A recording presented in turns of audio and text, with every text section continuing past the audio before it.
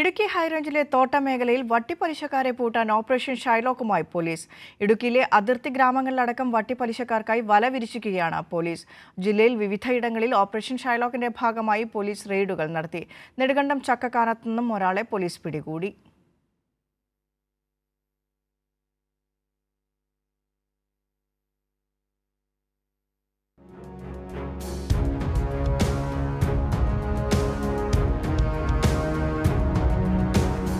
സാധാരണക്കാരെ കുത്തിപ്പിഴിഞ്ഞ് കൊള്ളയടിക്കുന്ന വട്ടിപ്പലിശക്കാർക്ക് തടയിടുക എന്ന ലക്ഷ്യത്തോടെയാണ് ഓപ്പറേഷൻ ഷൈലോക്കിന് പോലീസ് രൂപം നൽകിയത്.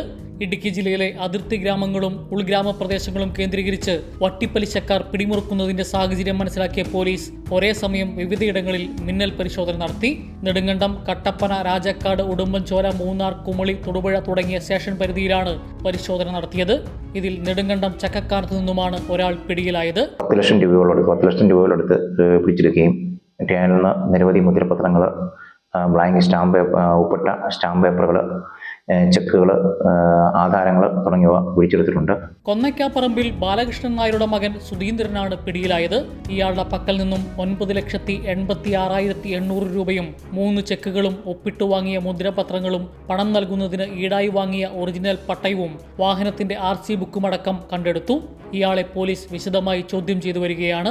തോട്ടം തൊഴിലാളികൾക്കിടയിൽ വട്ടിപ്പലിശയ്ക്ക് പണം വിതരണം നടത്തുന്ന തമിഴ്നാട്ടിൽ നിന്നുള്ള സംഘങ്ങളെക്കുറിച്ചടക്കം ഓപ്പറേഷൻ ഷൈലോക്കിന്റെ ഭാഗമായി വിശദമായി അന്വേഷണം നടത്തുന്നുണ്ട്. വരും ദിവസങ്ങളിലും ജില്ലയുടെ വിവിധയിടങ്ങളിൽ മിന്നൽ പരിശോധന തുടരുമെന്നാണ് ലഭിക്കുന്ന വിവരം. കൈരളി ന്യൂസ്, ഇടുക്കി.